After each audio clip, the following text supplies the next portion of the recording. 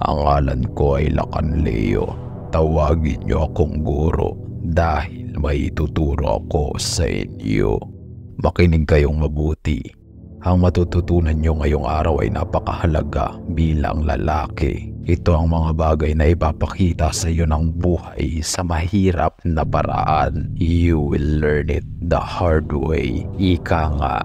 But to save you some time and headaches, nandito ako para imulat kayo sa 8 lessons na kailangan mo bilang lalaki. Consider yourself lucky to know these 8 things dahil may mga kalalakihan na tumanda na lang sa buhay, hindi pa nila nalaman ang mga bagay na ito na para bang naglalayag sila ng walang mapa, kompas o direksyon na sinusunod.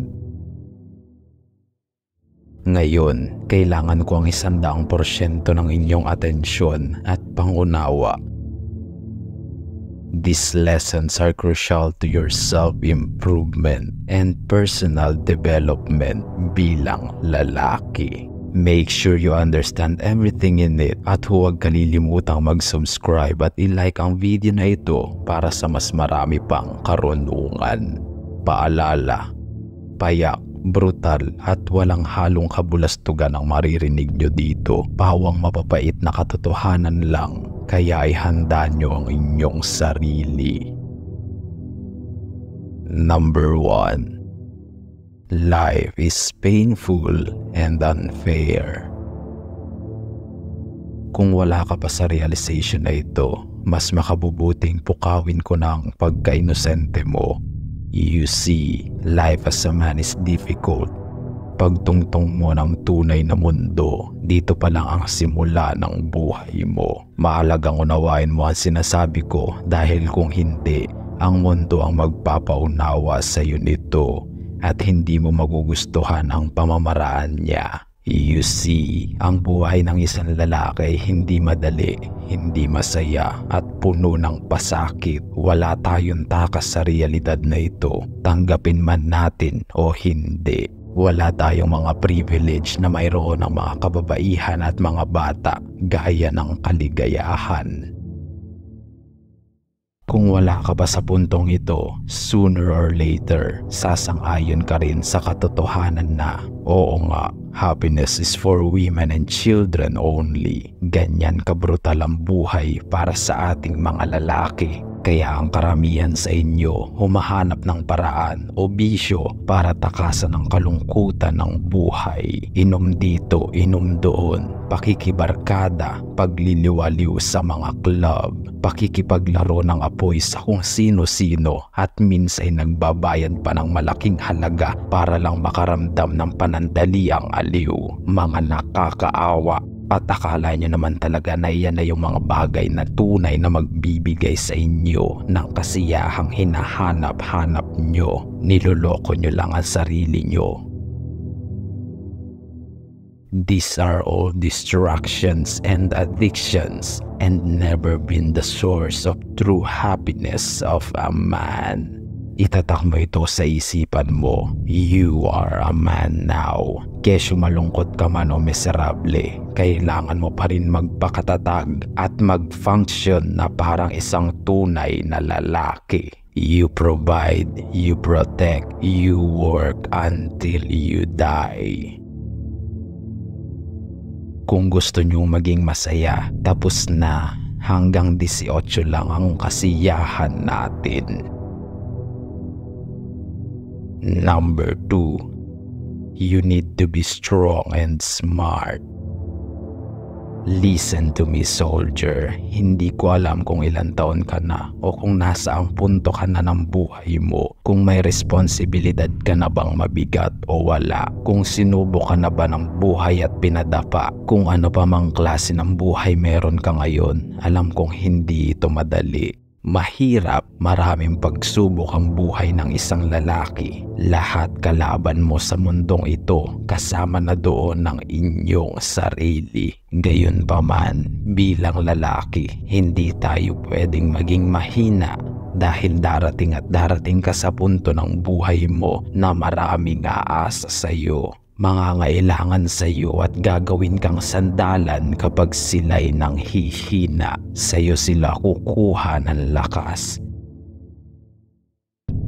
I know it sounds unfair dahil paano naman tayo? Sino naman ang sasandalan natin? The short answer is wala. That is why bilang lalaki, hindi tayo pwedeng maging mahina dahil isipin mo ito. Tingin nyo ba gugustuhin ng anak o magiging anak nyo ang isang tatay na mahina? Gugustuhin ba ng isang babae na ang asawa niya'y lampa at mahina ang loob? We are not allowed to be weak and stupid. Tandaan nyo, kapag hinayaan nyong maging mahina kayo, domino effect ang mangyayari niyan sa buhay nyo at ang dulo, miserabling buhay ang naghihintay sa inyo. People don't like weak men. Ang pagiging mahina ay privilege lang ng mga babae at mga bata. Only women and children are allowed to be weak and yet still be happy. Pero sa kalalakihan, kapag mahina ka, magiging miserable kang tao. Tandaan nyo, ang realidad ng mundo nating mga lalaki ay puno ng kompetisyon. Kalaban natin ang mundo, pati na rin ang sarili natin. Kung pahinahina ka, ikaw ang tatapakan ng mundong inaapakan mo. We need to be smart and strong. Number 3. Your life, your problem. Pakinggan yung mabuti ang sasabihin ko. Isa sa mapait na realidad ng mga kalalakihan ay walang darating para iligtas tayo sa kinalalagyan natin. Kung anong klaseng buhay meron ka, maginhawa man o mahirap, darating ka sa punto na maiisip mong walang darating para iligtas ka. Ang privilege na ito ay para lang sa mga babae at mga bata. You see, ang isang babaeng mahirap, probinsyana, unsuccessful at may mahirap na pamumuhay, may mataas na chance siyang makaahon sa buhay kung makakahanap siya ng mayamang lalaki o kaya ay foreigner tapos pakasalan siya. Napaka-common ang ganyang pangyayari dito sa bansa natin. Ngunit nangyari na ba ito sa lalaking katulad niyang mahirap, unsuccessful at halos walang makain? May babae bang pipili sa kanya at mag-aalis sa kanya sa kahirapan? Gumising kayo mga hangal, malamang wala. Kahit sa palabas, hindi nangyayari yan. Kaya dapat nyo lang tanggapin ang realidad na yan. Buhay mo, responsibilidad mo. Wala kang aasahan kundi sarili mo. No one will come to save you, soldier. Ikaw pa ang inaasahang magsasalba. It's you and your life only. Walang darating para alisin ka sa miserable mong buhay. You need to take responsibility of your life. Tandaan nyo, bilang lalaki, kapag na-realize mo yan and you start taking responsibility of your life, that's where you start to become a real man. Number 4. Earn money independently. Napakahalaga ng isang ito. Unawain niyong mabuti ang sasabihin ko. Bilang lalaki, you need to earn money independently. Anong ibig ko sabihin sa salitang independently? Ganito yan, makinig kayo. Anumang trabaho ang mayroon ka, high-paying job man ito or minimum wage lang, hindi yan kailanman sasapat. You see, kailangan nyo ng uri ng income na hindi kayang nakawin o tanggalin sa inyo ng kahit sino man. Ihalin tulad natin ito sa diploma. Kapag nagkaroon ka ng diploma, yan ay isang bagay na hindi maaalis o mananakaw sa inyo ng kahit sino. People cannot steal your degree. Same thing when it comes to your income. Bilang lalaki, dapat may ganito kang uri ng income na hindi maaalis sa iyo ng kahit sino. And no, yung trabahong mayroon ka, anumang oras pwede yang mawala at mawalan ka ng income. Pwede kang masasante anumang oras. You need to have a source of income na kahit tumigil man ang mundo, hindi titigil ang income mo. This is crucial for us men. Makinig kayong mabuti. Ito ang aral na nais kong ipunto sa inyo. Make money so that you can walk out of situations you don't like. Naalala nyo ba ang viral video ng isang waiter na lalaki na pinatayo ng 1 oras o mahigit dahil lang sa tinawag niyang sir ang isang lalaking nakadamit babae? Isa lang ito sa mga sitwasyong tatapakan ka ng mundo at hindi nyo gugustuhin bastusin, ipahiya at tapak-tapakan ang pagkatao nyo ng ganito. Tapos wala kayong choice kundi lunukin lahat ng kahihiyan at pananapak na yon dahil lang sa kailangan nyo ng pera. Nasaan ang dignidad nyo bilang lalaki? Kung alipin kayo ng salapi, alipin din kayo ng mundong ito at alipin kayo ng mga taong mga mapagmataas at nananapak ng mahihina. You need an income that will allow you to speak your mind, say what you want, do what you like, and walk away from situations you don't like. Unawain nyo ito. Nga pala, kung gusto mo ang mga ganitong content, huwag kalimutang mag-subscribe at i-like ang video na ito. Keep watching. Number 5. Take responsibility. Here is the reality of a man. Hindi ko alam kung nasaan dako na kayo ng buhay nyo, pero darating ang araw na marirealize nyo na unang-unang responsibilidad nyo ay buhay nyo. Ano mang estado mo sa buhay, pamilyado ka man, binata o estudyante, your life, your responsibility. If you are a man enough to understand this, then you are more than a man. Makinig kayo, lahat tayo ay dumadaan dyan. Buhay prinsesa sa bahay, walang responsibilidad, palamunit, walang ambag, tamad, puro lakwatsa, barkada, may tagaluto at tagalaba, at ang tanging problema mo lang ay boredom, sarap buhay, walang trabaho, kain tulog, cellphone, gala, hingi ng pera, sigarilyo't alak, at hanggang mag-alauna ng umaga, nasa labas pa ng bahay. Wake up.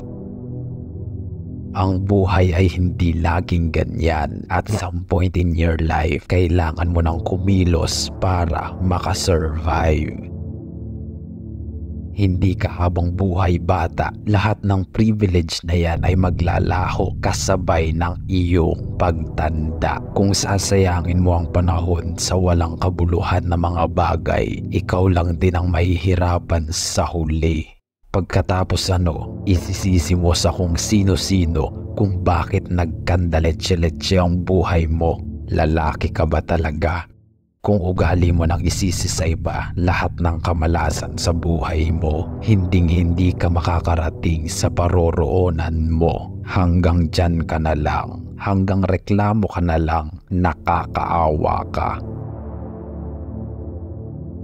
Be a man now, hindi ka na bata. Take responsibility of your life. Stop blaming and complaining. Gawain lang yan ang mga mahihinang lalaki. You are not a pathetic man anymore. You are my soldier now. Number 6. Control your sexual urges. This lesson is crucial for men. Kung bigo kang maintindihan na di sa buhay ito, katakot-takot na kinabukasan ang naghihintay sa iyo, kaya't makinig ng mabuti. May kasabihan, Having control over your sexual desires is like having control over half of your life. Hindi lahat ng makakapakinig ay maiintindihan ang tunay na kahulugan nito. Nakakaawa sila, ngunit aking ilalathala sa inyo nang maunawaan ng lahat.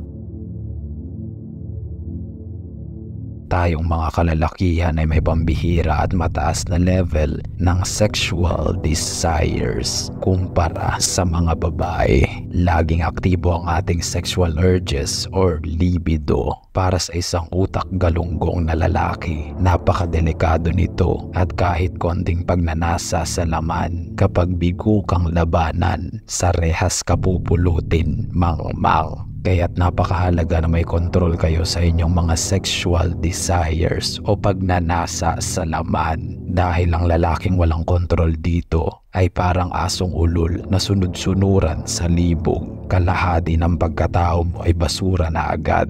Lalayuan ka ng mga babae, pandidirihan ka ng mga tao sa paligid mo. Tingin mo ba may taong nasisiyahan sa lalaking manyak? Siyempre meron. Manyak din na kagaya mo. Sama-sama kayong mga sunod-sunuran sa libog, mga alipin ng bayag at mga patapon ang buhay. Nakakaawa kayo. Kaya ikaw, unawain mong mabuti ang sinasabi ko. Kontrolin mo ang pagnanasa mo kung ayaw mong maging miserable ang buhay mo. Hindi ito madali sa isang lalaki, ngunit kapag nagawa mo ito, mas mataas ang chance mo na magtagumpay sa buhay at lumamang sa mga average na pangkaraniwang lalaki. Makinig ka sa akin. You only have two options. Kontrolin mo ang libog mo o kokontrolin ka ng libog mo. Hindi pa huli ang lahat. Huwag mong hayaang magsisi ka sa huli. Number 7. Personality over beauty. Ang isang ito ay patungkol sa pagpili ng partner in life. Bilang lalaki, ang pinaka-importanteng desisyon natin sa buhay ay ang pagpili ng makakasama habang buhay. Kailangan niyong maunawaan na ang klase ng babaeng mapipili mo ang siyang magsasabi kung ano ang magiging buhay mo hanggang pagtanda. Dalawa lang ang kahihinatnan niyan. Masayang buhay o miserableng buhay. Marahil ngayon hindi mo pa maintindihan ang bigat ng kahulugan nito. Itanim mo ito sa isip mo kung ayaw mong singilin ka ng panahon dahil sa maling desisyon mo. Makinig ka, marami ng lalaki ang galunggong mag-isip. Huwag mo na silang tularan. Sinay mga mangmang at mga alipin ng bayag. Ang tulad nilang sunod-sunuran sa libog ay mas pipiliin ng babaeng maganda ang itsura at katawan kahit basura ang ugali at sakit lang sa ulo. Ang ganitong uri ng lalaki ay attracted sa mga babaeng uhaw na uhaw sa atensyon ng mga lalaki sa social media. Mga nagpapakita na halos ng kaluluwa. What can I say? Kung cheap ka, cheap din ang maa-attract sa'yo. Bagay nga talaga kayo, isang sunod-sunuran sa libog at isang uhaw sa atensyon. Basura ang relasyon. Huwag mo na silang tularan. Pumili ka ng babaeng may maayos na puso at ugali. Isang tunay na babae na marunong magpaka-babae. Hindi uhaw sa atensyon ng mga lalaki at may maayos na father figure. Isa itong technique para mabilis mong malaman kung isa siyang wife material na babae. Alamin mo kung may maayos siyang father figure. Kung puro siya daddy issues, layuan mo ang babaeng iyon. Isa siyang red flag. Number 8. Plan your life.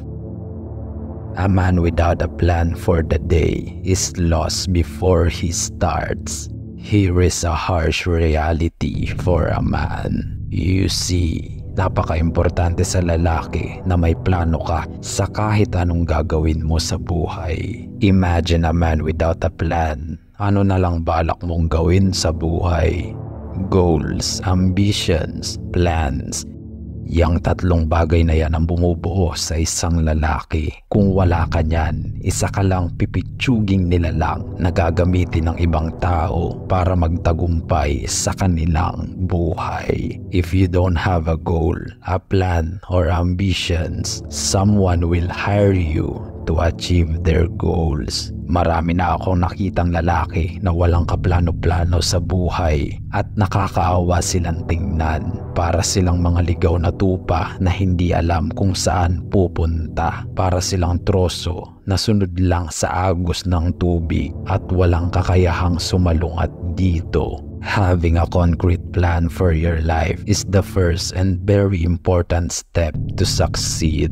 Dahil mayroon ka ng susundan na blueprint, hindi ka na maliligaw sa proseso. Tandaan nyo, only dead weight goes with the flow. Kung sabay sa agos lang ang buhay nyo, hindi kayo aangat dahil alalahanin nyo, ang agos ng tubig ay laging pababa. E ano kung pumalpak ang plano mo? Mas mabuti nang pumalpak ka kaysa hindi mo sinubukan. Magsimula ka ulit. Hindi natatapos ang buhay sa isa o dalawang pagkakamali. Lalaki ka. Wala kang pagpipilian kundi magsimula ulit. Kung hindi mo paplanuhin ang buhay mo, anong klaseng buhay na lang ang naghihintay sa iyo?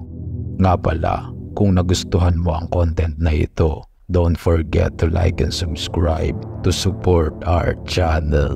Umunawa ang may pandinig. Hanggang sa muli, mga tapat kong kawal.